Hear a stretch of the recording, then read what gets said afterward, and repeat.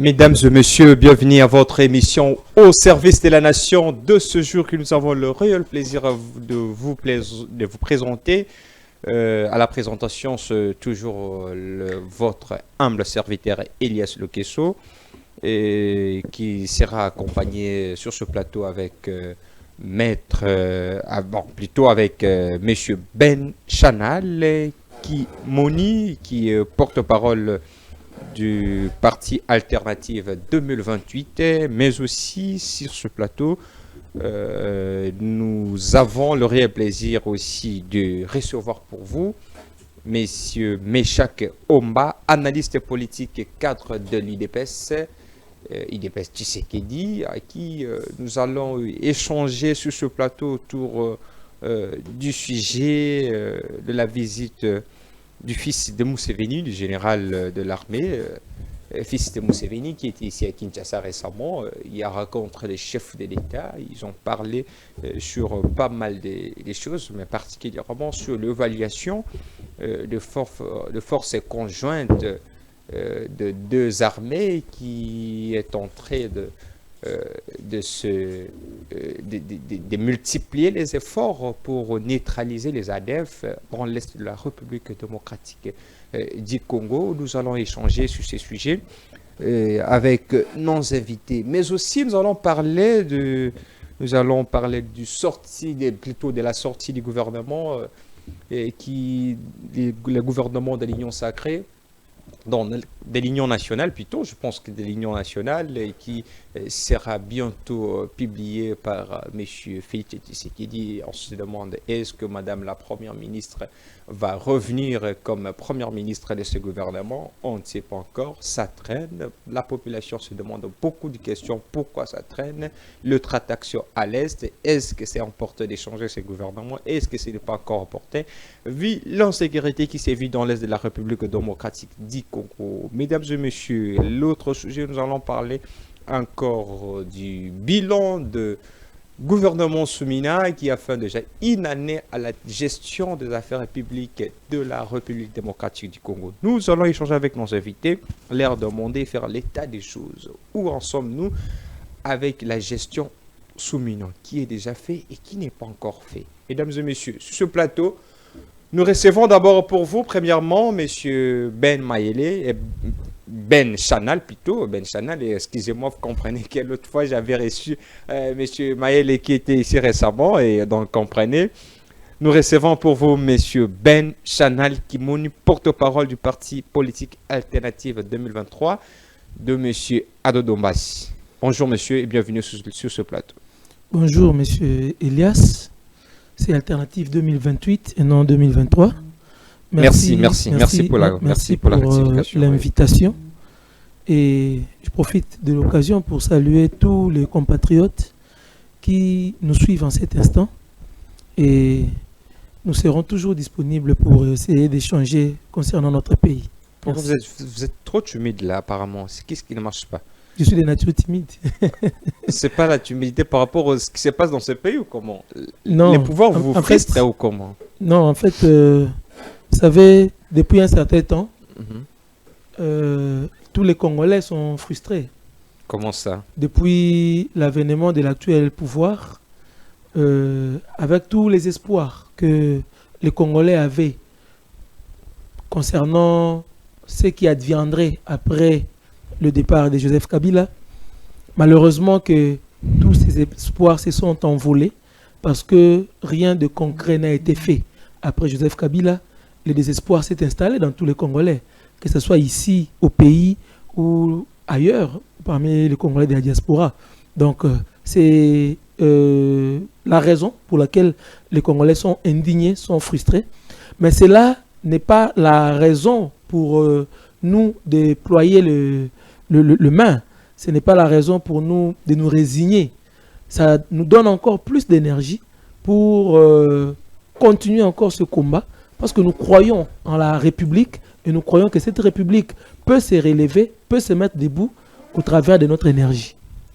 Merci, Monsieur Ben Chanal, porte-parole du Parti Alternative 2028 de l'honorable Adodombas. Nous donnons la parole, nous accueillons ce plateau Monsieur Meshak Omba, qui est cadre de l'UDPS, même si vous occultez la cellule que vous travaillez, mais nous vous présentons aux téléspectateurs que vous êtes cadre de l'UDPS. Bienvenue. Merci beaucoup. En fait, je ne peux pas d'ailleurs refuser la cellule parce que vous savez, dans l'UDPS, pour être membre, il faut nécessairement appartenir à une cellule. Donc, un membre de l'UDPS, tout celui qui appartient d'abord à la cellule parce que c'est la cellule qui recrute le membre. Donc, je suis cadre de l'UDPS, bien sûr, mais je suis de la cellule IDPS Limité résidentielle. Et je profite pour aussi saluer mon co-débatteur. Je salue tous les Congolais qui nous suivent dans tous les coins et recoins de la République démocratique du Congo. Et je suis vraiment très heureux d'être reçu aujourd'hui sur votre plateau. C'est la première fois et j'ai aimé votre plateau. Vous êtes très bien organisé et je sollicite d'ailleurs, et puis j'ai dit merci à monsieur Patrick Lokola qui est Lokala, oui. Plutôt, qui est le patron de cette chaîne. Vraiment, il a toutes mes sincères félicitations, je l'encourage. C'est un jeune visionnaire qui est en train d'investir beaucoup plus dans le pays. Vraiment, je suis très heureux d'être ici. Vous payez les cartes, vous payez les cotisations à l'IDPS. Mais ça ne peut pas manquer lorsqu'on... Vous trouvez l'argent pour vous travaillez. Vous êtes dans quel ministère pour que vous arrivez à payer les cotisations? Non, vous savez, lorsque nous sommes dans la vie politique, on ne peut pas être dans l'administration. Ça ne peut pas se faire. Nous forçons dans ce que nous faisons autrement. Nous sommes dans l'entrepreneuriat, nous sommes dans le business. Vous êtes dans le camp Zibou ou le camp Kakabouya? Non, écoutez, il faut faire comprendre aux gens qui nous suivent parce que l'UDPS, c'est un grand parti. Lorsque les gens parlent de camp Bizibou, camp Kabouya, c'est une façon de minimiser le parti UDPS. Vous savez bien que l'UDPS... Il y a des camps, c'est une évidence. C'est une évidence. Lorsque vous parlez des camps, comme je vous ai dit, c'est une façon de rabaisser notre parti. Donc, au sein de l'UDPS, il n'existait pas de camp. D'ailleurs, pour votre information, il y a eu une rencontre qui s'est faite l'autre fois parce qu'il y avait une confusion qui régnait dans la tête des gens. Les gens pensaient que la CDP, c'était l'organe exécutif qui pouvait prendre des décisions d'une façon désordonnée, mais toutefois, il y a eu une séance qui s'est faite l'autre fois. Et au cours de cette séance, on avait bien évidemment détaillé tous les éléments nécessaires. Et pour votre information, on a écarté M. Bizibou de l'UDPS. Donc M. Bizibou n'est plus de l'UDPS parce que M. Bizibou avait créé... Vous avez écarté l'idée. On a écarté M. Bizibou de l'UDPS. Parce Après, que pour votre information... Non, mais s'il vous plaît, M. Ben, on l'a vu, M. Bizibou a fait une communication. Il a fait une descente là-bas au Kassai et il a dit que j'étais envoyé, j'ai reçu l'invitation du parti et l'autorisation du parti et du président de la République. Et aujourd'hui, vous me dites que non. Mais écoutez, vous devez savoir comment M. Bizibou s'est retrouvé là où il est. M. Bizibou n'a pas été... Et conseiller du président de la République. Écoutez, je ne parle pas de sa fonction au niveau de la présidence. Moi, je parle au niveau du parti. Lorsque nous sommes dans le parti, nous avons un organe CDP. L'organe là, ce n'est pas un organe exécutif. Pour votre information, cet organe est constitué bien évidemment de différents mandataires, de députés, en fait, de différents mandataires, notamment on a le député national. Il a fait quoi pour que vous l'écartiez? C'est là, en fait, tout le mandataire ainsi que les différents fédéraux ici dans la capitale et la représentation de chaque membre de la fédération dans chacune des provinces. C'est ces groupes de gens qui forment bien évidemment la CDP. Alors, vous remarquerez, depuis que nous avons été dans l'opposition, la CDP ne fonctionnait pas parce qu'en tout cas, on n'avait pas en tout cas beaucoup plus de gens qui pouvaient faire fonctionner cette structure. Et lorsque nous sommes arrivés au pouvoir, on a bien évidemment enregistré plus de députés nationaux, plus de députés provinciaux, des sénateurs, de mandataires du genre PCA, DG, ministre, ainsi de suite. Et la CDP était bien évidemment devenue fonctionnelle. Mais pour votre information, ce qui est beaucoup plus inquiétant et que cette structure n'avait pas en tout cas organisé même une seule réunion pour bien évidemment faire fonctionner cette structure. C'est ça la raison que vous avez viré Bizibou. Écoutez, on a été très surpris de voir M. Bizibou faire appel à des 4-5 personnes et ces gens-là se sont réunis au nom de cette commission, soit de cette structure, et ils ont pris une décision d'une façon unilatérale sans pour autant d'ailleurs consulter les autres membres de cet organe. Et vous devez savoir que cette structure-là, ce n'est pas une structure exécutive. Cette structure, c'est une structure au sein du parti qui donne des propositions à la hiérarchie, et c'est l'hiérarchie qui doit nécessairement prendre des actes de différentes propositions qui émanent de cette structure. Mais on a été abasourdi de voir cette structure qui n'est pas un organe exécutif prendre une décision selon laquelle M. Bizibou est d'office secrétaire général de l'UDPS au détriment d'un secrétaire général qui est légalement établi, qui est, je cite, Augustin Kabouya Chilumba. Et c'est pourquoi, pour éviter que la population puisse nécessairement être prise dans ces pièges, cette hiérarchie s'est organisée pour mettre M. Bizibou de côté. Donc, M. Bizibou Il y a est un déjà... communiqué officiel. Exactement. Vous avez ce communiqué-là? Vous allez voir ça, vous allez voir ça. Vous en avez là? Il y a eu tout, il y a eu une sortie médiatique qui s'est faite, en fait, il y a tout. Donc vous allez voir ça. J'espère bien qu'il... Qui a signé ces communiqués?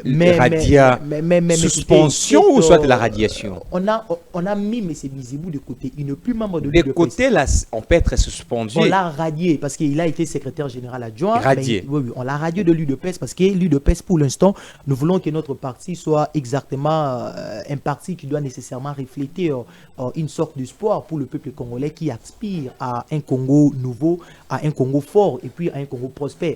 Et avec ce genre de choses qui se passent nécessairement dans l'UDPS, et vous remarquerez d'ailleurs, c'est avec des aventures de M. Bizibou que nous venons de perdre un pionnier de l'UDPS, je cite M. Wampanga, paix à son âme.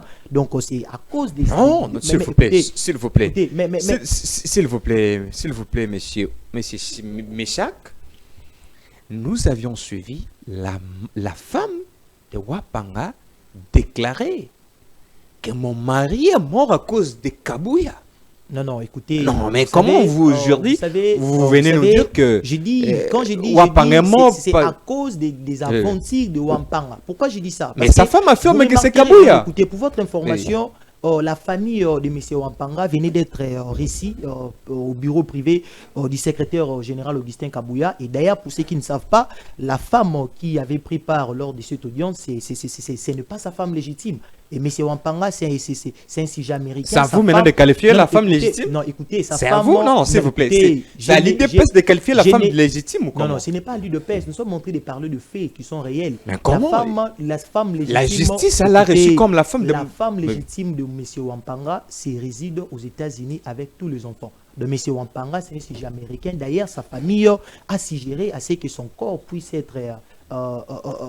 puisse rentrer aux États-Unis pour une organisation des obsèques équivalent à son rang. Donc tout ce que vous avez vu dans le moment de l'audience là qui s'est fait, soit de poursuite, soit de jugement, c'est vraiment une sorte de théâtre en tout cas. Donc on a voulu théâtraliser tout ce qui s'est passé devant la justice, et nous, l'UDPS, nous sommes fermes, nous sommes en train d'insister d'ailleurs pour que la population puisse comprendre la véracité de ce qui s'est fait, et nous condamnons ce qui est arrivé à M. Wampanga, et nous ne voulons plus que ces genres d'actes puissent se reproduire dans notre parti. C'est pourquoi le secrétaire général Augustin Kabouya ainsi que toutes les structures qui gèrent ces partis ont bien évidemment pensé sur comment faire pour que nous puissions ramener le parti de PES sur le bon chemin afin que les choses se passent d'une façon convenable.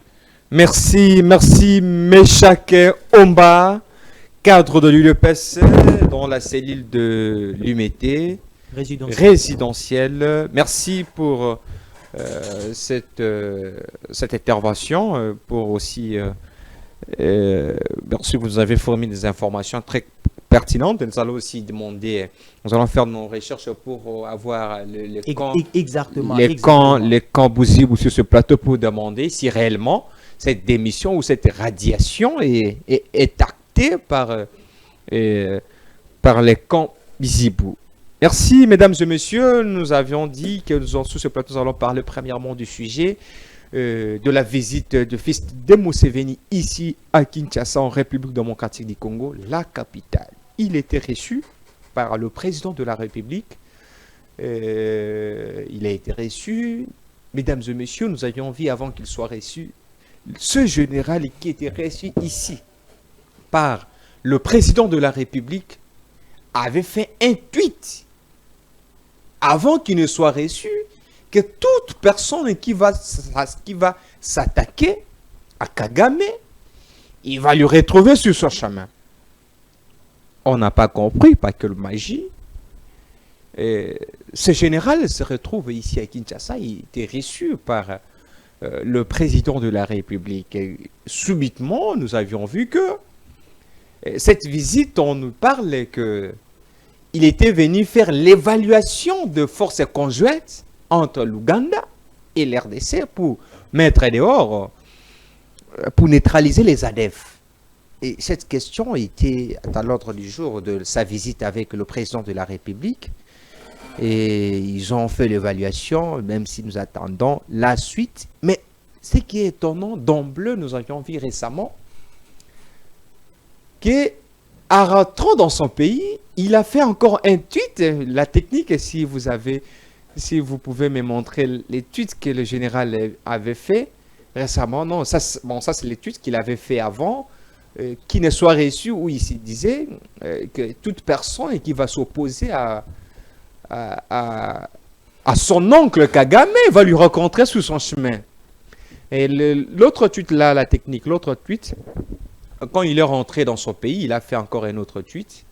Et voilà, merci beaucoup. On va trouver son tweet. Il a déclaré et il a fait un tweet qui a fait parler encore après sa visite ici à Kinshasa. Sur ce plateau, nous avons des invités. Nous allons analyser ce sujet un peu avec. Je donne la parole à M. Ben pour nous dire à qui profite cette visite, M. Ben. Vous de l'opposition, vous êtes de l'opposition, vous êtes de l'alternative 2028 de Ado Donbass. Je pense que vous êtes, pas je pense, mais je sais que vous n'êtes pas pour, avec le pouvoir en place. À qui profite réellement la visite du fils de Museveni à Kinshasa? Moi, je crois que la bonne question serait de poser la question de savoir à qui profite la gestion de ces régimes actuels. Parce que vous venez de voir mon ami en face, Meshak, nous déballer toute la saleté qu'il y a au sein de l'UDPS. Comment ça, la saleté? C'est la réalité. Comment on l'appelle la réalité, une saleté? Le parti présidentiel. Aujourd'hui, le pays est géré à l'image de ce qu'il vient d'expliquer tout à l'heure. Et lui-même a bien choisi le mot, il a bien choisi le terme, il a bien choisi la qualification pour dire que c'est du théâtre. Et le théâtre, c'est sur la vie des millions de Congolais. De la même manière qu'ils font du théâtre au sein de leur parti, c'est de la même manière qu'ils sont en train de faire le théâtre avec les millions de vies des Congolais. Sans pour autant s'en émouvoir, sans pour autant présenter des remords par rapport à toutes ces vacillations, à toutes ces tergiversations qu'ils sont en train de faire depuis qu'ils sont au pouvoir. Aujourd'hui, on est surpris de voir le général, le chef d'état-major ougandais être reçu par le chef de l'État, ainsi de suite. Mais hier, c'était Kagame qui était reçu en pompe au stade des Martyrs, où tous les gens de l'UDPS étaient en train de danser et chanter à l'honneur de Kagame, en disant que Yona Nioboya Kagame. Les relations étaient bonnes là, à l'époque. En fait, les relations entre la RDC et le Rwanda, entre Kagame et le pouvoir de Kinshasa, n'a jamais été bonne pendant plusieurs décennies. Ok? Et quand on hérite un pays comme ça, avec le principe de la continuité de l'État, on sait comprendre quelles sont les attentes de la population, quelles sont les attentes de la République, quelles sont les attentes du peuple. À qui vos décisions doivent profiter? Si c'est juste pour de l'arrogance, si c'est juste pour démontrer que on peut s'en passer de tout ce que le peuple peut dire, tant mieux, mais on connaît comment ça a fini. Aujourd'hui, avec tout ce qui se passe, avec l'UDPS à la tête du pays, notre pays est maintenant ridiculisé. Nous sommes devenus la risée du monde entier. en commençant par des petits pays comme le Rwanda, l'Ouganda, ainsi de suite. Aujourd'hui, quand on cite le nom de l'Ouganda, tous les ténors du pouvoir tremblotent. Quand on cite le nom du Rwanda, quand une mouche voltige au Rwanda, ici on veut interpréter, ici on entre dans des réunions. Mais est-ce que la République démocratique du Congo avait-elle ce genre de vocation? Est-ce qu'avons-nous pour vocation de trembler devant le petit Rwanda? Est-ce que l'armée congolaise, de par sa mission, de par sa vision, de par sa vocation, peut-elle trembler ou être intimidée ou menacée par un chef d'état-major de l'Ouganda soit-il? Si le gars se permet ce genre d'ineptie, c'est parce qu'il a compris qu'en face, nous avons un pouvoir de fainéants, de paresseux. Monsieur Ben, à qui je suis en train profite, d'analyser. à qui profite sa visite? Je ne peux pas vous donner une réponse comme si vous me posiez la question 1 + 1 = 2. Nous sommes en train d'analyser l'environnement et la schématisation de la réponse. Comprenez? Donc c'est aux téléspectateurs de comprendre que ça ne profitera pas, parce que toute action du pouvoir, toute action du chef de l'État doit avoir des répercussions sur le peuple, sur la population. On ne peut pas demander si ça profite à quelqu'un d'autre, qu'en politique ou bien personnalité, si cela n'a pas de retombées pour la population. Non, à ce jour ici, nous savons que cette visite ne profite pas à la population. Vous comprenez? Je parle du pays. Est-ce que ça profite à l'RDC ou ça profite au Rwanda? Sa visite. Il est d'abord ougandais. Et vous me posez la question si ça profite au Rwanda. Pourquoi? Non, parce qu'il a dit, avant qu'il ne soit reçu, il avait parlé que toute personne qui va, voilà qui va opposer Kagame, je suis en train de te il va lui raconter sur son chemin. Je suis en train de te répondre par rapport au fond de sa pensée, de la pensée de ces généraux. Moi, je ne réponds pas aux questions polémiques. Je ne viens pas sur un plateau de télé pour faire de la polémique. Nous sommes en train de parler République. S'il vous plaît, s'il vous plaît. Tout à fait, c'est que je finisse l'idée. S'il vous plaît, vous allez m'embrouiller. S'il vous plaît. Je dis que nous parlons République. Et quand le monsieur s'attaque à la République, je ne peux pas déplacer ma réflexion. Vous comprenez? Alternative 2028, nous parlons d'une nouvelle génération qui doit voir le Congo autrement. Une nouvelle génération qui doit accompagner le Congo dans sa vision de grandeur. Parce que chaque jour, quand nous chantons notre hymne national, nous disons « Nous peuplerons ton sol et nous assurerons ta grandeur ». Du point de vue superficie, du point de vue richesse, le Congo est grand. Mais du point de vue capital humain, le Congo a encore du chemin à parcourir. Et nous, Alternative 2028, nous voulons réveiller la nouvelle génération, que nous sommes en train de perdre le temps. Perdre le temps avec des réflexions fantaisistes, des réflexions de buzz, des réflexions de polémique. Nous devons entrer dans le fond. Et par rapport aux réactions de ce général, le fond c'est que il est en train de titiller toute une république. Il est en train d'intimider toute une armée. Mais l'armée de quel pays? L'armée de la République démocratique du Congo. Mais ça devait nous énerver. Il était aussi reçu par la même armée que vous décriez aussi. Est-ce que tu comprends mon analyse? Oui, je comprends, mais... J'ai dit ceci, s'il vous plaît. J'ai dit ceci. L'armée de la République démocratique du Congo, de par sa vocation, de par la vision qu'a le Congo de grandeur, ne pouvait pas courber les chines devant un monsieur, un individu, un général de l'Ouganda soit-il. Mais si aujourd'hui, nous arrivons à courber les chines, si aujourd'hui, nous arrivons à être titillés, à être intimidés par cet individu, c'est parce que ce pouvoir ici nous a rendus faibles. C'est ça que je suis en train de t'expliquer. Merci, je comprends. Oui. Donc si aujourd'hui nous sommes comme ça, c'est parce que nous avons un pouvoir qui nous a rendus faibles. Qui, le monsieur, peut insulter toute une république et être reçu en pompe par le chef de l'État. C'est acquiescer l'insulte.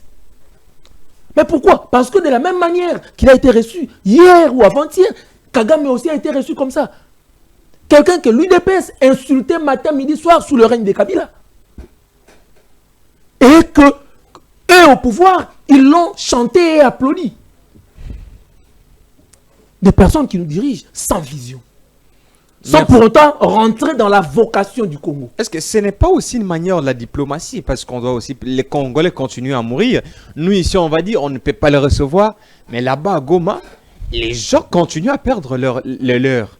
Est-ce que ce n'est pas aussi une bonne politique du président de la République d'utiliser la diplomatie pour le faire revenir ici à Kinshasa, pour le neutraliser, comprendre sa vision et prendre un peu le stratégie qu'il faut pour le neutraliser?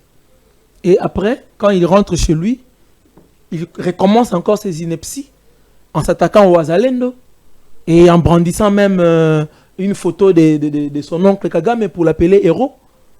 C'est ça la diplomatie. Si c'est comme ça, la vision que M. Elias Lokeso et l'UDPS a, tant mieux. Non. Mais pour la nouvelle génération, s'il vous plaît, pour la nouvelle génération, s'il vous plaît, maître, un journaliste ne peut jamais être partisan des camps politiques. Je n'ai pas dit que vous êtes partisan des camps politiques. J'ai dit si c'est la manière de voir de M. Elias Lokeso, journaliste indépendant, sans couleur politique, tout à fait, et de l'UDPS, parti politique au pouvoir, merci. Si c'est leur manière de voir les choses, merci, tant mieux. Mais la nouvelle génération politique qui veut rentrer dans la vision de la grandeur de la République démocratique du Congo, sa vision de naissance, que la République démocratique du Congo doit être un puissant au cœur de l'Afrique, que la République démocratique du Congo doit être la locomotive de l'Afrique centrale, doit être un pays référence au monde.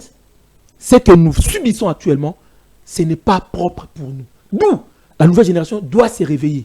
Commencer d'abord en 2028, de nous débarrasser de ce théâtre ici, et après, donner le pays entre les mains des personnes qui doivent avoir. C'est quoi le théâtre? C'est mon ami Méchal qui avait parlé du théâtre, qui se passe à l'UDPS. Ok? Le mot, j'ai l'empreinte de lui.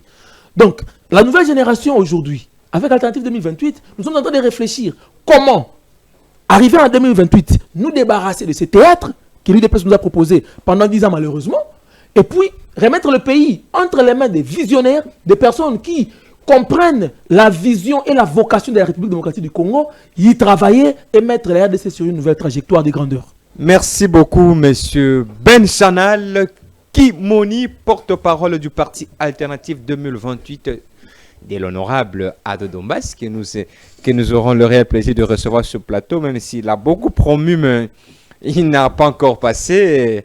Il n'est pas encore passé. Merci de nous avoir envoyé votre communicateur sur ce plateau. Messieurs, la technique, si vous pouvez me préparer un tweet du fils de Museveni. Je demande à M. Omba de lire avec moi ensemble et puis j'y vais répondre par rapport à ce tweet. M. Omba, le fils de Museveni était reçu ici. Son premier tweet était le fils était je l'ai dit maintes fois. Toute personne menaçant le Rwanda ou mon oncle Afande Kagame est en danger. Cette personne cherche un conflit direct avec l'Ouganda et avec moi. Après, il était reçu ici. Après ce tweet, quelques mois après, le monsieur qui faisait ce tweet était reçu ici. Reçu par le président de la République, il rentre chez lui. Il fait encore un autre tweet, et je demande à la technique de mettre le tweet qu'il a fait à son retour. Il fait encore un autre tweet. Quiconque prétend que je suis en désaccord avec mon oncle bien-aimé, Afande Kagame, sur quoi que ce soit, mais cherche en réalité l'enfer. Et je veux régler tout ce problème. Merci la technique. Bon, je vous donne la parole pour nous dire qu'est-ce qui se passe. Vous comprenez, je vous ai lu ces deux tweets-là. Bon, merci beaucoup. Mais s'il vous plaît, le pouvoir actuel est représenté par l'UDPS. Le président de la République, quand bien même il est le symbole de l'unité nationale, mais il représente l'UDPS. Il provient de l'UDPS. Vous, au niveau de l'UDPS, comment vous avez analysé ces tweets après le départ du général? Bon, écoutez, avant de parler sur cette question, j'aimerais bien d'abord revenir sur ce que l'ami vient de dire, parce que quand je parlais du théâtre, peut-être l'ami n'a pas bien compris, mais moi, Monsieur Ben, Monsieur Ben Chanel. oui, Monsieur oui. Ben, pour votre information, j'avais dit qu'il y avait un groupe de gens qui avaient théâtralisé l'affaire de la mort de Wampanga devant la justice. Donc tout ce que les gens ont vu, la femme venir parler, le nom de Kabou et ainsi de suite, c'était du théâtre. Donc je ne parle pas du théâtre. Là, vous reconnaissez au que sens- c'était sa femme. Mais avant, mais vous l'avez dit écoutez, que c'était mais pas sa femme. écoutez, Eh bien. j'ai bien parlé de la femme légitime. Vous voyez, il y a en fait, Monsieur Wampanga, vous savez, souvent les Luba se marient avec plusieurs femmes, mais il doit y avoir ce qu'on appelle la femme de base. Vous voyez, donc c'est la femme de base qui réside aux États-Unis. Et la dame qui venait parler le nom de Kabouya, ainsi de suite, j'ai dit, on avait théâtralisé cela par un groupe de gens. Donc je n'ai pas parlé du théâtre au sein de l'UDPS. L'UDPS n'est pas un parti qui peut se livrer dans des théâtres en tout cas. Alors j'aimerais aussi parler avec le monsieur qui est en face de moi. Monsieur Et Ben. là, Il monsieur faut l'appeler Ben, par son nom quand même. pas de problème. C'est Monsieur Ben Chanel. Monsieur oui. Ben a parlé de beaucoup de choses, mais à mon niveau, j'espère bien que Monsieur Ben n'a fait que pérorer. Donc Monsieur Ben n'a pas vraiment en tout cas parlé des éléments qui peuvent être profitables pour la population quinoise en particulier, mais aussi la population congolaise en général. Si nous essayons de parler du tweet de ce général ougandais, mais nous devons d'abord comprendre que lorsque nous sommes dans un réseau social comme Twitter, réseau social Twitter, X présentement. en fait, oui. X présentement, Oui. les tweets sont personnels, donc ça n'engage pas l'État ougandais. Donc lorsque ce général fait ses tweets à tout moment, d'ailleurs moi personnellement, je ne peux jamais faire une analyse sur base des tweets qui fait ces messieurs d'ailleurs dans son compte personnel. Donc le monsieur ne fait pas de tweets au nom de la République ougandaise, moins encore au nom de l'armée ougandaise, mais c'est fait ses tweets à son propre nom. Et les comptes là, vous allez remarquer, c'est son compte personnel. Donc cela veut dire on ne peut pas Merci. gérer l'État dans le formel. Donc c'est comme moi aujourd'hui, je suis congolais. Donc si j'ai fait un tweet, est-ce que cela va S'il vous engager plaît. l'État congolais? Savez-vous, Ou ça va? nous avons ce qu'on appelle une jurisprudence par rapport à ce que vous parlez ici à Kinshasa, ici, en RDC. Savez-vous que Honorable Kabound, à l'époque, l'ancien Honorable Kabound, avait démissionné par tweet? Non, écoutez, quand je suis entré de dire ça, ce n'est pas une façon pour moi de remettre en cause la puissance, n'est-ce pas, des réseaux sociaux actuellement. Mais c'est une façon pour moi de vous faire comprendre que maintenant nous sommes en train de parler de la gestion de l'État. Et la gestion de l'État n'a rien à voir avec des tweets personnels.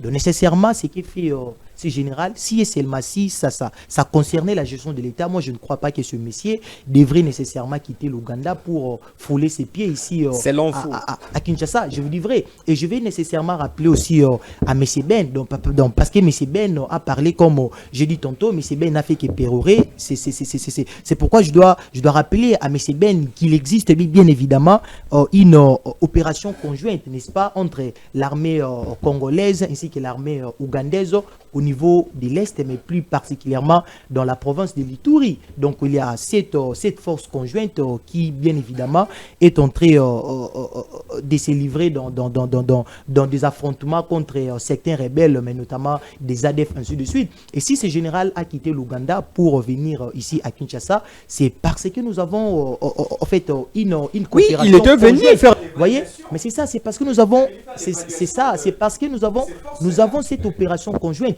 Et cette opération conjointe n'engage pas ce général, ça engage l'État ougandais ainsi que l'État congolais. Vous voyez, donc cette façon de faire, c'est entre la République démocratique du Congo et la République de l'Ouganda. Et nous ne pouvons pas nous rabaisser à ce stade pour commencer à parler de la gestion de l'État tout en mêlant le tweet de ce général. On ne sait pas si peut-être c'est lui qui le fait, si peut-être c'est sa femme, si peut-être ce sont ses enfants qui peuvent le faire peut-être à son absence. Donc ça n'engage que lui. Mais nous sommes dans la phase où le président de la République a réussi un messier qui est venu au nom de l'État ougandais par rapport à une opération conjointe qui existe bien évidemment entre nos deux États. Et pour ça, on n'a pas vraiment intérêt à venir parler du charabia, soit de bagatelle, en ce qui concerne cette démarche. Et vous devez savoir ceci, parce que Lorsque nous faisons un débat, M. Ben a parlé sur la grandeur de la RDC, mais cette grandeur, on doit nécessairement tenir compte de cela. Aujourd'hui, la RDC, c'est aussi une puissance en termes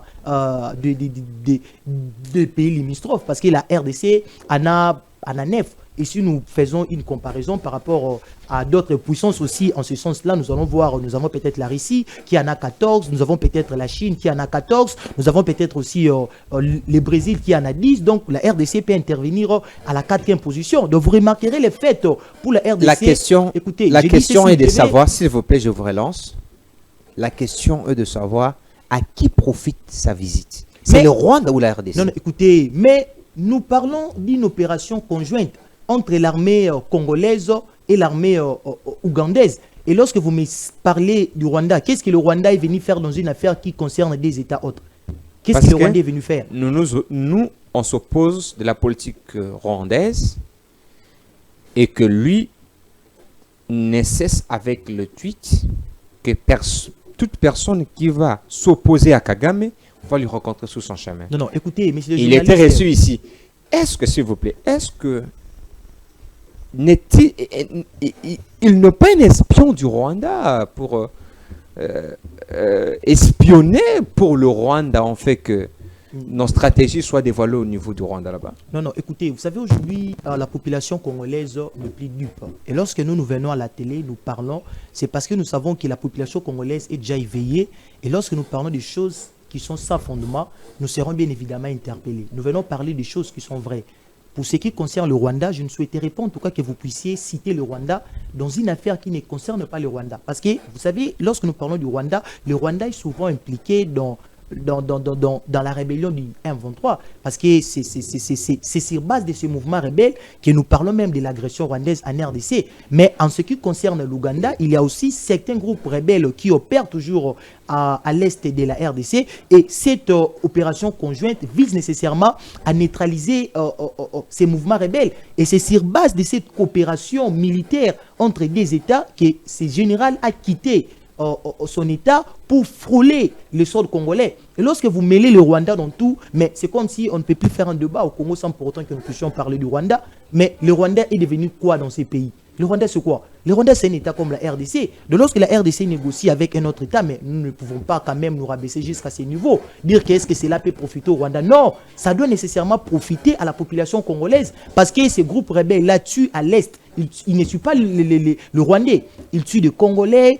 Ce qu'ils font à l'Est est là comme des arts, ainsi de suite, ça incombe aux Congolais. Et la présence de ces généraux ici sur le territoire congolais, c'est bénéfique pour l'État congolais, mais aussi pour l'État rwandais. En fait, pour l'État ougandais, allais-je dire, parce que cette opération conjointe vise aussi la protection de l'Ouganda. Donc il ne faut pas mettre dans les chefs de Congolais certaines hérésies qui ne vont pas les permettre à comprendre nécessairement les faits tels qu'ils se présentent. Alors, comme j'avais voulu dire, en termes de pays frontaliers, la RDC aujourd'hui, c'est vraiment une puissance en termes de pays voisins. Et la RDC, par rapport à sa politique étrangère, parce que vous devez savoir, parmi les principes qui guident la politique étrangère de la RDC, nous avons la première de ce que nous appelons le bon voisinage. Donc ça, c'est le tout premier principe qui guide la politique étrangère de la RDC. Donc la RDC, par rapport à sa position géostratégique, la RDC par rapport à tout ce qu'elle possède comme matière première, comme richesse, ainsi de suite,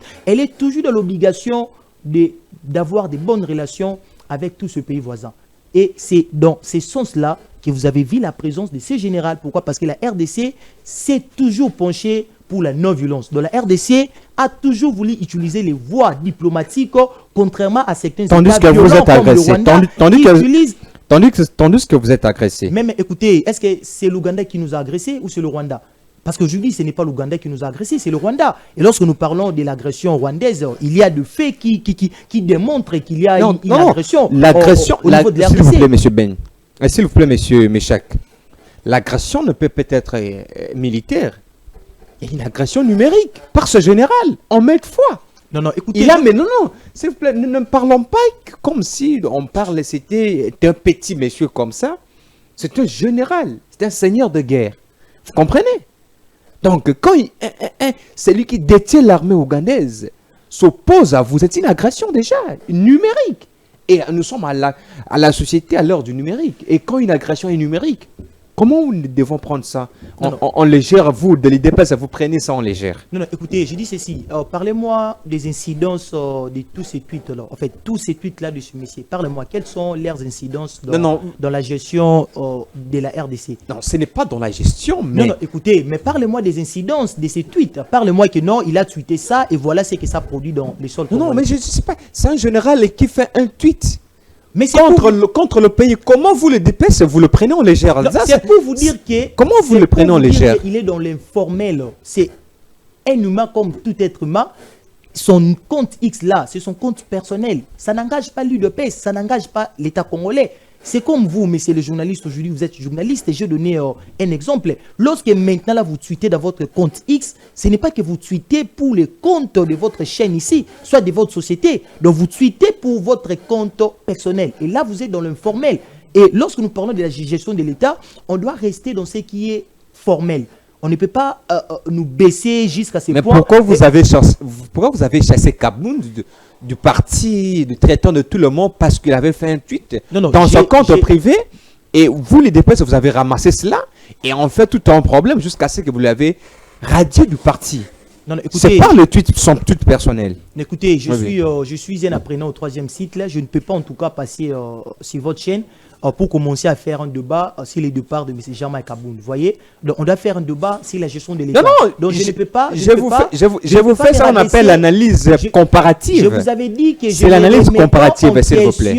La puissance des réseaux sociaux. Donc, les réseaux sociaux ont un impact réel dans la vie des États aujourd'hui à travers le monde. Mais j'ai dit, lorsque nous parlons de ces comptes X, de ces messieurs, en termes de ce qui s'est fait en RDC, ces comptes-là n'ont rien à voir avec la gestion de l'État congolais. Parce que ce messieur n'est pas venu au Congo au hasard. Il est venu au nom de l'État ougandais et c'est sur base d'une coopération militaire qui s'est faite entre l'État congolais et l'État ougandais. Et on doit nécessairement épargner la population de ces drames. Donc faire comprendre à la population que les tweets de ces généraux ougandais ont bien évidemment des répercussions. Alors que nous sommes là au Congo, nous n'avons enregistré certainement aucun élément provenant des tweets de ces messieurs. Et si ces tweets de ces messieurs avaient bien évidemment des éléments d'autant plus négatifs, moi je crois bien que cette force conjointe ne devrait plus demeurer à l'est du pays. Mais jusqu'aujourd'hui, cette coopération conjointe persiste. C'est parce que cette coopération s'est faite au nom des deux États et non au nom de ce général. Et c'est ce que la population congolaise doit nécessairement retenir. Et il ne faut pas mêler la population. Est-ce que le président lui a dit que nous sommes dans une force conjointe au niveau de l'Est, mais vous avez imposé même votre franc congolais dans notre pays? Non, écoutez, lorsque le président lui a interpellé sur ça. Non, écoutez, je ne vais pas en tout cas, il y a une certaine, je vous informe que mon confrère Nonon Kourou qui était parti là, qui a fait un reportage là-bas. C'était dans quel village là il avait fait? C'est à Magui. À Magui où cette force conjointe a imposé, l'Ouganda a imposé sa monnaie. Et les francs congolais ne se mangent plus là-bas. Il y a la monnaie ougandaise qui se mange là-bas. Est-ce que le président a eu le temps de lui rappeler sur la souveraineté de l'État, la souveraineté de la monnaie congolaise? Non, écoutez, vous savez, aujourd'hui, je suis un communicateur, un analyste politique, allais-je dire, avéré. Lorsque nous analysons certaines questions, nous ne pouvons pas mettre aussi certaines questions en évidence. Vous savez, aujourd'hui, l'autorité de l'État congolais n'est pas bien évidemment bien assise dans tous les coins et certains recoins de la RDC. Parce que vous remarquerez même qu'aujourd'hui, lorsque vous êtes à Goma, lorsque vous êtes à Bukavu, ce n'est pas l'État congolais qui gère, mais c'est un groupe rebelle qui gère. Donc cela veut dire qu'il y a aussi un certain nombre de faiblesses qu'au niveau de l'État, nous devons réfléchir pour voir comment est-ce que nous allons combler cela. Parce pourquoi que le fait... Qui de faiblesse, vous les il n'y a que de faiblesse. Vous avez le pouvoir. Mais les faiblesses proviennent d'où? Parce que vous avez l'impérium. Non, écoutez, d'où viennent le faiblesse? Aucun État aujourd'hui peut se dire fort dans tous les domaines. Vous voyez, même les États-Unis coopèrent avec d'autres États. Donc c'est une façon pour moi de vous faire comprendre qu'aujourd'hui, la RDC peut avoir des faiblesses, ainsi de suite, mais la RDC a toujours cette façon, ces besoins de collaborer avec les autres pour essayer de combler certaines faiblesses, mais aussi au niveau interne, il doit y avoir nécessairement une politique qui doit être orientée dans ce sens pour que nous puissions ramener l'autorité de l'État dans tous les coins et recoins de la RDC pour que notre souveraineté ne soit plus jamais violée, comme ça a été le cas avec le Rwanda et avec certains pays voisins qui en profitent derrière le Rwanda pour faire du mal à la RDC. Merci, je vous garde. Nous avons épuisé le premier sujet, je vous prends pour le deuxième sujet directement. Je vous garde pour commencer aussi avec le deuxième sujet qui est trait à la sortie du nouveau gouvernement. Ça traîne, monsieur Méchac. Pourquoi ça traîne? Après les consultations, on s'y attendait. Peut-être que le président avait réfléchi pour mettre en place un nouveau gouvernement et qui viendra réfléchir avec des solutions concrètes pour sortir l'Est de la République démocratique du Congo de toutes ces impasses-là. Mais ça traîne. Ça fait combien de mois les Congolais continuent à attendre ce nouveau gouvernement et on ne sait plus. C'est quand maintenant le nouveau gouvernement? En fait, vous savez, le gouvernement d'Union nationale, c'est un gouvernement d'espoir pour tous les Congolais. Vous voyez, et vous-même, vous êtes Congolais, à moins que vous ne soyez pas ici au Congo, vous évoluez au Congo. Je suis Congolais, je suis Congolais. Vous-même, comment les choses sont en train de se passer. Parce qu'il y avait un processus que le gouvernement avait initié en ce qui concerne les consultations. Et c'est le M. Bérondé, qui est le conseiller spécial du chef de l'État en matière de sécurité, qui avait bien évidemment franchi cette barre. Mais de l'autre côté, on avait vu qu'il y avait les CC ainsi que les Cinco, qui aussi de son côté avaient bien évidemment organisé un processus allant dans ce sens. Alors, le président de la République est en train de réfléchir sur le fait que pour que nous puissions avoir un gouvernement d'union nationale, ce gouvernement doit nécessairement avoir la caractéristique d'exclusivité. Donc, cela veut dire qu'il doit y avoir tout le monde, parce que nous voulons aujourd'hui parler de l'agression rwandaise au passé, nous voulons parler de certaines crises. Tout le monde. Vous voulez rassembler tout le monde. Et les Nanga. Il doit y avoir et les Nanga, Kabila, tout le monde. Quand je dis tout le monde, je ne parle pas des ennemis du pays, mais je parle des Congolais. Mais ce sont des Congolais. Non, non, s'il vous plaît. Vous ne pouvez pas régner, s'il vous plaît, monsieur Omba, l'IDPS n'a pas la qualité de régner la nationalité de quelqu'un sur ce plateau. Nanga inter-congolais, Kabila inter-congolais. Là, c'est une évidence. On doit être d'accord sur ça. Lorsque nous parlons dans ce sens-là, il faut comprendre que vous pouvez être congolais, mais vous n'êtes pas patriote. Ça va? Donc, je suis en train d'insister sur cette notion du patriotisme. Donc, pour que nous puissions former ces gouvernements d'union nationale, parmi les éléments qu'il faut, nous tenons aussi en compte le patriotisme de tout un chacun. Donc, M. Nanga, oui, c'est un Congolais, mais M. Nanga n'est pas un patriote congolais. Vous voyez? Kabila, c'est un Congolais, mais Kabila n'est pas un patriote congolais. Et le gouvernement ici, ça devrait être traîné parce qu'on devrait nécessairement faire une analyse minutieuse de la crise congolaise. Vous savez, la crise congolaise, ce n'est pas une crise qui vient de commencer bientôt là. En fait, c'est une crise qui a débuté depuis bien longtemps. Ça y a faire plusieurs décennies. Et aujourd'hui, pour que nous puissions nécessairement mettre fin à cette crise, ça demande en tout cas une série d'analyses, ça demande une série de rencontres. Et c'est par là que nous allons bien évidemment mener des analyses d'une façon approfondie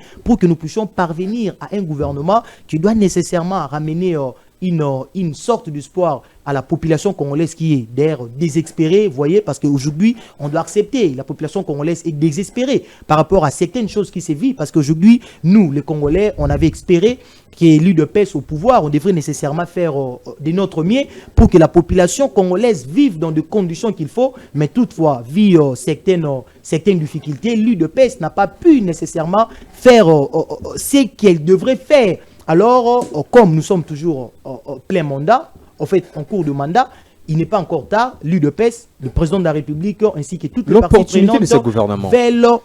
C'est quoi l'opportunité de ce gouvernement? Ce qui vous a motivé à créer l'opportunité de ce gouvernement, c'est de mettre fin à la crise qui règne au sein de l'État congolais. C'est quelle crise? C'est trop général là. Vous généralisez la crise. Mais dans quel secteur? Lorsque nous parlons de la crise dans l'État congolais, il y a aussi un problème alimentaire. C'est multiforme. La crise alimentaire. Oui, mais la crise en RDC touche plusieurs secteurs. Nous avons la crise dans les secteurs économiques. Nous avons des crises dans les secteurs militaires, ainsi de suite. En fait, dans tous les secteurs, je peux dire, il y a assez de problèmes. Alors l'UDPS veut nécessairement combler ces vides pour qu'aujourd'hui nous puissions ramener le sourire à la population congolaise. Et vous remarquerez bien sûr, il y a eu certains changements parce qu'à un moment donné, il y avait M. Fayoulou qui était dans l'opposition, mais M. Fayoulou a compris les bien fondés de ces gouvernements d'union nationale qui seraient bien évidemment publiés dans le jour qui arrive. Et M. Fayoulou vient de rejoindre les camps, comme lui-même est tenté de dire, les camps de la patrie. Et nous ne voulons pas tout simplement que cela se limite au niveau de M. Martin Fayoulou. Nous voulons que tous les patriotes congolais qui comprennent la nécessité de mettre fin aux crises, soit à la crise qui règne au sein de l'État congolais, de rejoindre les camps de la patrie ensemble avec le président de la République pour que nous puissions faire une analyse ciblée afin que nous parvenions bien évidemment, une fois que nous aurons ce gouvernement national, que les détresses que le plaire bien évidemment de la population congolaise dans tous les coins de la RDC cesse et que la population congolaise vive une autre vie. Donc c'est vraiment ça le souhait de ce gouvernement. Et si ça traîne, je vous demanderai en tout cas de serrer les ceintures parce que quelque chose de bon, ils auront toujours. Donc serrez vos ceintures. Les analyses sont en train de se faire, les rencontres se poursuivent ainsi de suite. Et le chef de l'État ne dort pas d'ailleurs pour ça. Pourquoi? Parce que le chef de l'État veut qu'après la formation de ce gouvernement, que la population congolaise, bien évidemment, soit très contente et qu'elle soit fière d'avoir choisi le président de la République pour deux mandats. On peut attendre qui peut revenir dans ce gouvernement? Non, non, écoutez, s'il faut parler des personnes qui peuvent revenir dans ce gouvernement, et pour moi, je ne pense pas que ça serait important que Mme Toulouka Souminois d'abord puisse revenir. Elle va revenir d'abord comme première ministre? Non, non, elle ne peut pas revenir, selon moi, parce que cette dame n'a pas été à la hauteur de ses fonctions. Donc, d'ailleurs, je crois bien qu'il y a un autre sujet qu'on va détailler. Merci. Merci beaucoup. Je donne la parole à M. Ben Chanal, porte-parole d'Alternative 2028 CD. M. Ado Dombas, un ancien honorable, celui qui milite. Il est en désaccord avec le pouvoir en place. Monsieur Ben, est-ce que le nouveau gouvernement viendra résoudre la situation que nous avons dans ce pays? Cher Elias, merci pour la question. Je commencerai d'abord par faire un petit bac dans ce qu'avait dit votre co-débatteur, M. Méchac, apprenant au 3e cycle. Tout à fait. Il a dit que j'étais en train de pérorer. Vous savez, mon cher, il est arrivé que Jésus était en train de prêcher. La foule était... Vous êtes devenu pasteur ou comment? J'ai fait toujours recours à des allégories quand je parle pour essayer un peu d'imager ce que je veux dire. Jésus était en train de parler à une grande foule. Il a fini de parler, chacun est rentré chez soi. Les scribes, les pharisiens et autres, ils sont partis, ils ont dit, bon, on était avec ce gars-là, côté Maloukoua, il était en train de pérorer là-bas et puis il n'a rien dit. Mais les disciples, les apôtres, eux qui étaient suffisamment très bien avertis, ils sont encore rentrés auprès de lui pour dire, Maître, ce que tu avais dit là, est-ce que tu peux maintenant nous expliciter cela? Parce qu'il y avait comme des nœuds qu'on n'avait pas vraiment bien saisis. Tu peux nous dire quand est-ce que ces choses auront lieu et quels seront les signes qui démontreront que ces choses veulent arriver? Ça, c'est le maître. Donc, ça veut dire qu'à un certain moment, quand quelqu'un parle, surtout que vous êtes apprenant au 3e cycle, ça veut dire qu'il y a quand même un QI qui est quand même suffisamment élevé. Quand quelqu'un parle et que vous n'avez pas très bien saisi la portée de ce qu'il veut dire, en lieu de place de qualifier ça qu'il est en train de pérorer, au risque de vous ridiculiser, il serait humble de peut-être le chercher après pour dire, mon cher, là c'était comme un nœud. Est-ce que tu peux le dénouer pour que je comprenne encore un peu mieux? Mon cher, apprenant au 3e cycle, vous savez qu'à un certain niveau de responsabilité, on n'est pas électron libre. Et surtout dans un domaine comme l'armée. Un général ne peut pas se lever un bon matin, il prend son tweet, il commence à menacer toute une république. Qu'on va maintenant suivre les Ouazalendo, on va les exterminer, patati patata. Le monde entier sait que nous avons des problèmes avec le Rwanda, avec son chef de file, Paul Kagame. Il dit que quiconque osera s'attaquer à mon oncle. oncle bien-aimé, et ainsi de suite. Et puis, je ne rentrerai plus dans tout ce que vous avez dit. À un certain niveau de responsabilité, il n'est plus un électron libre. Il a une discipline à suivre. Et quand il se permet de le faire, comme toi-même tu l'as dit tout à l'heure ici, que le peuple est désespéré de l'échec de l'UDPS. Bravo, j'applaudis de deux mains. Au moins un intellectuel de l'UDPS sincère envers la République. Le peuple est désespéré. Et le désespoir monte encore de niveau quand on voit la RDC de Mobutu avec son armée être menacée aujourd'hui par un général seul qui dit que si on ose, ils vont s'en prendre à moi. Même pas à mon armée, à moi. Donc ça veut dire que je peux prendre 3-4 éléments de mon armée, j'entre là-bas, j'ai les valises et puis je rentre. Ah non, ça est inadmissible. Ça vraiment, je suis journaliste, je suis patriote. C'est inadmissible. Les pays où j'exerce mon métier de journalisme, on ne peut pas nous intimider jusqu'à ce niveau quand même. Les autorités doivent vraiment faire tout pour que ces pays soient respectés. Vous pouvez continuer. Alors, vous pensez vraiment que nous pouvons être respectés avec des personnes à la tête du pouvoir de cette ressemblance ici? Moi, je ne crois pas. De la ressemblance de l'UDPS. Je ne parle pas de mon ami qui est en face. De la ressemblance de l'UDPS. Parce qu'il est là. 7 ans après, il reconnaît que l'autorité du pays, l'autorité de l'État n'est pas assise. Et c'est vrai. Mais malheureusement, c'est l'UDPS qui est au pouvoir. Et jusque-là, vous n'avez même pas encore de lueur de compréhension de ce que vous pouvez faire. Tout est encore flou. Donc, vous avez rabaissé notre pays. Voilà pourquoi. Vous avez tiré notre pays vers le bas, jusqu'à un niveau où on ne sait même plus regarder les gens d'autres pays en face comme ça. Parce qu'on sait que le petit pays qui nous maltraite, c'est le Rwanda. Un individu qui nous menace, c'est un général. Je suis désolé. Mais malheureusement, comme vous l'avez dit, le peuple est dans le désespoir. Mais nous venons maintenant avec un message de réconfort pour ce peuple-là. Alternative 2028. Nous disons aux gens que nous avons vu, pour emprunter le mot de mes amis Alèche et Zozo Machine, qui ont dit que, bon, 18 ans pour là, et puis, mais ça ne peut pas nous démoraliser, nous Congolais. Au contraire, ça doit être maintenant du carburant dans notre énergie pour recommencer maintenant le combat à zéro. Avec une nouvelle génération, avec de nouvelles ambitions, de nouvelles déterminations et une vision correcte de la République. Donc ça veut dire, en un mot, pour ne pas encore répérer encore davantage, en un mot, ça veut dire que l'UDPS n'est pas à sa place. Et tous nous en sommes conscients, même vous, parce que vous l'avez dit tout à l'heure ici.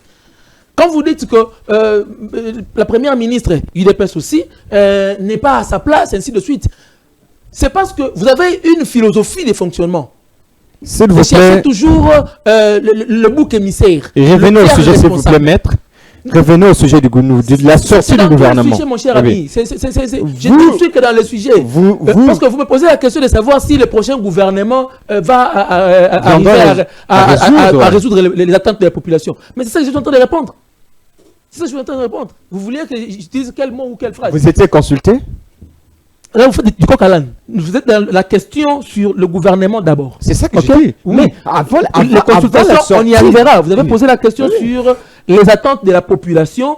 Avec le gouvernement qui arrive, est-ce qu'on peut espérer... On peut espérer un changement Voilà. sur le Donc, plan sécuritaire, alimentaire, gardez routier. votre prochaine question au frais pour que je réponde d'abord à la première. Donc, je disais que nous ne pouvons rien espérer tant que l'UDPS, sans vision, est encore là. Elle cherchera toujours des boucs émissaires, elle cherchera toujours des tiers responsables, sans pour autant accepter soi-même que j'ai été parachuté, je n'ai aucune vision et je n'en peux plus. Donc, aujourd'hui, l'issue pour le relèvement de la dignité congolaise, c'est une nouvelle génération politique. Une nouvelle génération politique qui doit naître maintenant de cette indignité dans laquelle nous sommes bercés, de ce désespoir dans lequel l'UDPS nous a plongé. Le carburant et l'énergie qui doit nous ressusciter, c'est cette énergie-là qui permettra à ce qu'une nouvelle génération prenne le dessus, prenne les commandes pour que nous puissions avancer. La nouvelle génération fait allusion à l'alternative 2028. Alternative 2028 est la figure de proue politique de cette nouvelle génération. Mais cette nouvelle génération est disséminée partout au travers de la RDC. Merci, maître. Et nous demandons à ceux qui puissent rejoindre l'alternative 2028 pour que nous puissions faire ce combat politique. Vous êtes politologue. Merci de votre intervention. Je vous relance maintenant pour savoir si aujourd'hui, avec toutes les belles idées que vous avez, que Alternative 2028 détiennent, toutes les idées là que vous avez, de sortir ce pays dans le gouffre que vous qualifiez, dans la mégestion de l'IDPS que vous qualifiez selon vous, et que aujourd'hui, M. Bérande, qui était le consultateur, qui était plutôt le numéro 1 de la consultation, et puis il vous dit, M. Ben, est-ce que vous pouvez venir regagner le bateau pour qu'on puisse vous intégrer dans le gouvernement, et puis pour inspirer un gouvernement qui se doit avec toutes vos bonnes idées-là. Vous serez partant? La réponse est celle-ci. Vous savez, le problème que le Congo traverse maintenant, ce n'est pas un problème de partage de postes. Ce n'est pas un problème de chercher à qui donner les prochaines responsabilités. Le problème du Congo actuellement, comme nous, Alternative 2028 et le sursaut national, nous l'avions dit, c'est que nous devons, pour l'instant, nous asseoir autour d'une table. Le dialogue. Avec un dialogue sincère. Pour commencer d'abord à épulcher les causes fondamentales des crises successives qui ne cessent de gangréner notre pays. Et quels sont les remèdes à y apporter. Nous devons commencer par là. Voilà pourquoi nous avions salué la réception des évêques de la SENCO et les pasteurs de l'ECC par le chef de l'État. Parce que nous, notre schéma, c'est celui-là. Nous devons arriver à un moment où nous devons nous asseoir. Mon cher ami est en train de dire que non, le prochain gouvernement, et c'est Pélisaka, et ainsi de suite, voilà. Alors que à bon sens que ce moto et puis tout ça. Donc, quand il dit que ce gouvernement-là viendra pour apporter des solutions pour la crise à l'est du pays, je ne sais pas par quelle baguette magique il fera cela. Parce qu'aujourd'hui, en ne parlant pas sincèrement avec ceux qui tiennent nos frères en otage là-bas, le groupe de Nanga, FC et consorts, si on ne parle pas sincèrement avec eux, qu'est-ce qu'on fera avec ce gouvernement qui viendra, qui fera en sorte que Nanga et compagnie puissent libérer Goma, puissent libérer Bukavu, pour que le franc congolais commence à être consommé à Mahagi, à la place de Shilling ougandais, ainsi de suite. Vous comprenez? Donc, nous devons partir sur ces bases-là, à commencer d'abord par nous mettre ensemble autour d'une table, parler sincèrement et donner une nouvelle orientation au pays. Vous avez une minute et demie, parce que la technique déjà nous fait signe que nous sommes déjà en termes de notre temps d'antenne. Nous allons faire un bref résumé sur le bilan du gouvernement soumis à une année après. Nous sommes au mois du bilan où nous avions vu presque dans tous les secteurs, chacun fait son bilan. Et vous, à l'opposition, comment vous évaluez les gouvernements soumis pendant une année de gestion? Mon évaluation a été faite par mon ami Meshak. Il a fait mon évaluation. Je ne sais plus qu'est-ce que je peux ajouter. Sauf que moi, je peux dire ceci.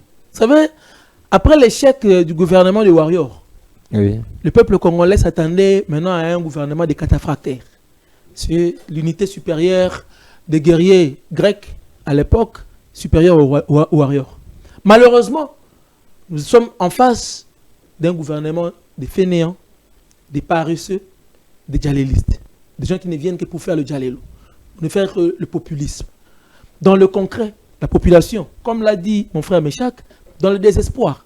Rien n'a été conclu, rien n'a été trouvé comme solution. Et heureusement que mon cher Méchac commence déjà à dire qu'il ne veut plus revoir la tranche de Maman Judith au prochain gouvernement. Donc, le bilan, c'est qu'il est négatif.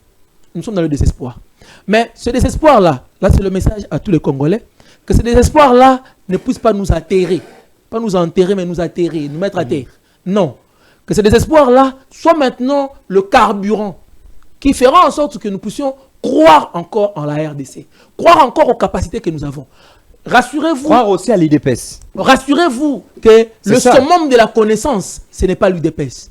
Si l'UDPS a échoué, nous avons encore des Congolais pétris de talent, des Congolais intelligents, des Congolais qui ne sont pas là à jacasser partout, mais à travailler dans le silence, dans la modestie, mais à bien travailler. Ces Congolais-là existent. Mais vous irez travaillons, vous refusez d'intégrer. Cher ami, j'ai déjà répondu à cela. Travaillons maintenant pour une nouvelle génération, pour une génération capable de comprendre quelle est la vocation, quelle est la vision à laquelle la RDC est destinée et qui peut et qui va accepter à se mettre à la disposition de cette vision, travailler pour un Congo meilleur demain, un Congo de la dignité, un Congo de l'honneur, parce que l'honneur a été sali. Il y a des messieurs, général soit-il, qui intimident toute une république parce qu'à la tête, nous avons eu un régime de fainéants. Merci, je donne la parole à M. Méchac Omba qui va nous dire, M. Méchac, vous l'aviez affirmé, si j'avais même noté, je cite vos propos, la population est désespérée. Pourquoi vous êtes arrivé à ce stade? Non. Où vous, de l'UDPS, vous affirmez que la population est désespérée? Vous savez, nous sommes en train de faire une analyse. Je vous avais dit, la population nous suit. On ne peut pas être à la télé et parler des histoires à dormir debout. Le messier s'est servi peut-être de certains mots que moi j'ai utilisés autrement. Et il a eu... oui, c'est ça la technique du débat. C'est ça la technique du débat. Écoutez, il devrait nécessairement respecter dans ma philosophie. Il est allé en dehors de ma philosophie et je crois bien que la population qui nous suit comprendra en tout cas que le messier a tapé de côté. Alors, pour ce qui concerne le prochain gouvernement d'union nationale, quand j'avais dit que la population est dans le désespoir, ce n'est pas une façon pour moi de vous signifier que ce désespoir reste fatal. Cela veut dire le chef de l'État ne cesse pas de fournir des efforts afin... Vous avez une minute et 30 secondes, donc profitez aussi de faire le petit résumé sur ce qu'a déjà fait le gouvernement souminois. Oui. Donc, cela veut dire que les chefs de l'État ne cessent de fournir beaucoup d'efforts afin que les désespoirs qui règnent dans le chef des Congolais et des Congolaises puissent cesser. Alors, pour essayer de faire une analyse minutieuse, si le gouvernement, j'ai dit Toulouka souminois, moi, je vous dirais sincèrement que ce gouvernement a failli. Vous voyez, ce gouvernement a failli